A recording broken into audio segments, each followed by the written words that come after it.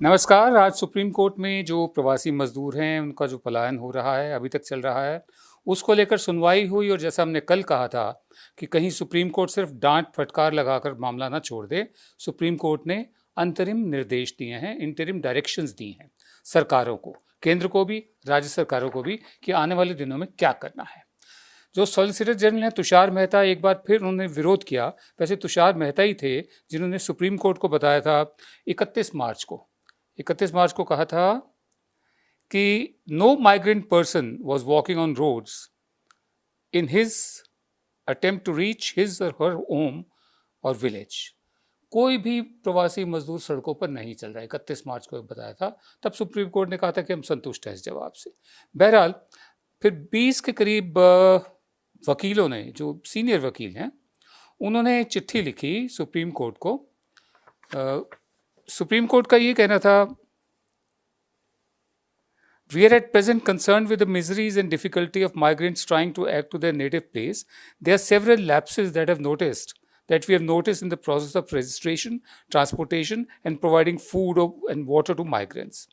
हमें इस बात की चिंता है, हमारा सरोकार है कि जो दुख और दर्द हमारे मजदूरों को हो रहा है, जो वापस जाना चाह रहे हैं या वापस जा रहे हैं, बहुत सारी सरकार की तरफ से कोताहियाँ हुई हैं, सर्टन लैप्सेस जो हमने नोटिस की हैं, उनकी रजिस्ट्रेशन को लेकर, उनकी ट्रांसपोर्टेशन को लेकर, और खाना और पानी की व्यवस्था को लेकर बहुत सारी कोताहियाँ हुई हैं। तो जो वकील थे जिन्होंने चिट्ठी लिखी, उन्होंने सेल्फ इफेसिंग डिफरेंस नाम के एक एक्सप्रेशन का इस्तेमाल किया।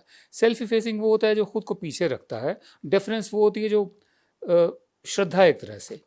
तो ये खुद को पीछे रख के सरकार के प्रति श्रद्धा दिखाई है सुप्रीम कोर्ट ने अभी तक, चिट्ठी में लिखा था। ये बहुत ही सख्त जुबान है। ये जिन वरिष्ठ वकीलों ने ये चिट्ठी लिखी सुप्रीम कोर्ट को, उनके नाम है पी चिदम्बरम, आनंद ग्रोवर, इंदिरा जयसिंह, मोहन कतराकी, सिद्धार्थ लूथरा, संतोष पॉल, महालक्ष्मी पावनी, कपिल सिब्बल, चंद्र उदय सिंह, विकास सिंह, प्रशांत भूषण, इकबाल चागला, अस्पी चिनॉय, मिहिर देसाई, जनक द्वारकादास, रजनी अय्यर, यूसुफ मुछाला, राजीव पाटिल, नवरोज सीरवाय, गायत्री सिंह और संजय सिंघवी।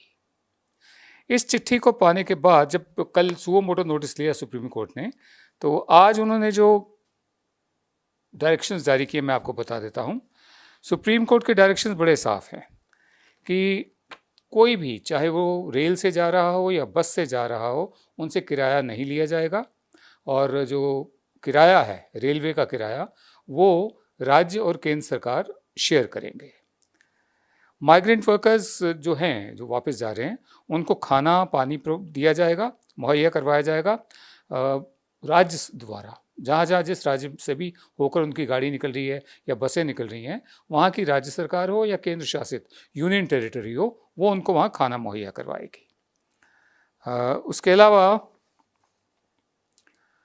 रेल यात्रा के दौरान जहाँ से वो रेल चल रही है, वो राज्य खाना और पानी मुहैया करवाएगा उन मजदूरों को जो अपने घर वापस जाना चाह रहे हैं। और रेलवे ही खाना और पानी माइग्रेंट वर्कर्स को डिस्ट्रीब्यूट करेगा, बांटेगा, और बसों में भी ऐसे ही खाना और पानी का दिए जाने की व्यवस्था होगी। राज्य जो हैं वो देखेंगे कि वो ओवरसी करेंगे, इस बात की निगरानी रखेंगे कि जो रजिस्ट्रेशन है मज़दूरों की और राज्यों की,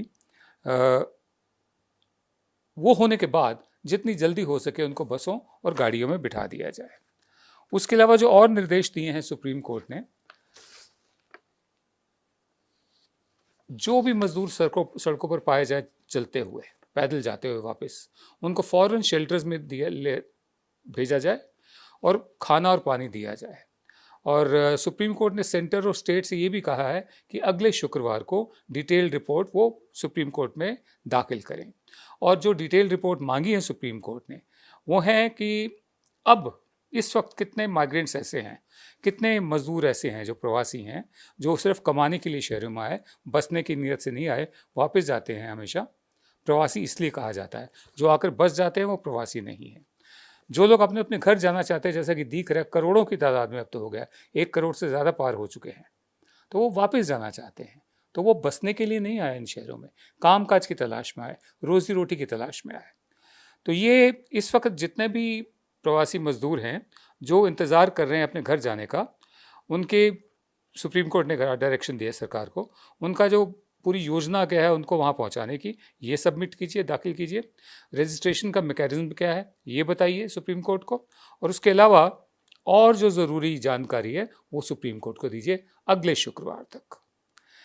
फिर भी सॉलिसिटर जनरल तुषार मेहता जो हैं वो बाज नहीं आए। वो जब ऑर्डर टाइप हो रहा था सुप्रीम कोर्ट में, तो वो बार बार कह रहे थे कि इस ऑर्डर से मज़दूरों को और मतलब एक तरह से उनका उत्साह, हौसला बढ़ेगा कि हम वापस जाएं। अरे जब वो जाना चाहते हैं तो वो आपके बंधुआ मजदूर थोड़ी हैं। हम शुरू से कहते आ रहे हैं प्रवासी मजदूर हैं, बंधुआ मजदूर नहीं है। किसी राज्य का कोई हक नहीं बनता, किसी सरकार का कोई हक नहीं बनता कि उनको बॉर्डर पर रोके या अपने अपने घर ना जाने दे।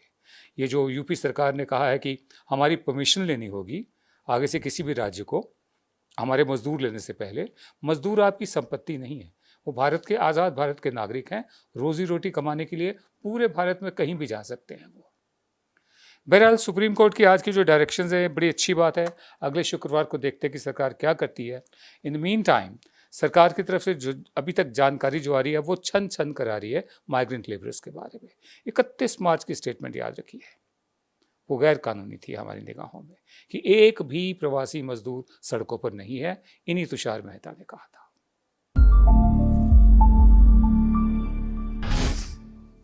कहते हैं कि मुसीबत एक होकर नहीं आती, इकट्ठी होकर आती है।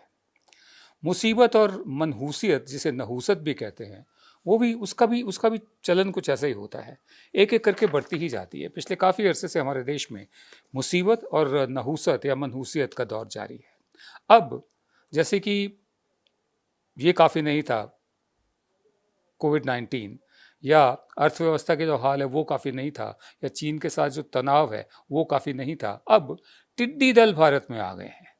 कब के घुसे हुए हैं ये, और लोग तो ब्लेम कर रहे हैं। यहाँ पर भी वही पॉलिटिक्स हो रही है कि पाकिस्तान ने भेजे हैं, पाकिस्तान से आए वगैरह। मैं थोड़े से तथ्य आपको बता देता हूँ। वैसे केंद्र सरकार ने ये कहा कि उन्होंने 99 फायर ब्रिगेड भेजे हैं पेस्टिसाइड स्प्रे करने के लिए, 120 सर्वे व्हीकल्स भेजे हैं, 47 कंट्रोल व्हीकल्स भेजे हैं, वाहन भेजे हैं, और छिड़काव का सामान भेजा है, और 810 ट्रैक्टर्स पर माउंट जो किए हुए हैं स्प्रेयर्स वो डिप्लॉय किए गए हैं। मिनिस्ट्री का कहना है, ये एग्रीकल्चर मिनिस्ट्री। वैसे राजस्थान, पंजाब, गुजरात, महाराष्ट्र और मध्य प्रदेश, ये टिड्डी दल वहाँ पर पहुँच चुके हैं, और भी राज्यों में जा रहे हैं, छत्तीसगढ़ की तरफ। तो 6 राज्य के करीब आधा दर्जन राज्य ऐसे हैं जिनमें ये आ रहे हैं। तो हमारे दोस्त हैं मोहन गुरुस्वामी, उनका ये कहना है कि 25 साल में ये सबसे बुरा टिड्डी दल का हमला है, और वैज्ञानिकों का ये मानना है कि ये जो आउटब्रेक हुआ है, ये जो टिड्डी दल आते जा रहे हैं, ये ईस्ट अफ्रीका से आ रहे हैं, पूर्वी अफ्रीका से आए हैं, क्योंकि जो भारतीय महासागर है उसका जो पश्चिमी हिस्सा जो अफ्रीका की तरफ लगता है उस पर पानी गर्म होता है। तो टिड्डियों को पैदा होने के लिए, परवरिश के लिए, पनपने के लिए थोड़ी गर्माहट और थोड़ी नमी चाहिए होती है।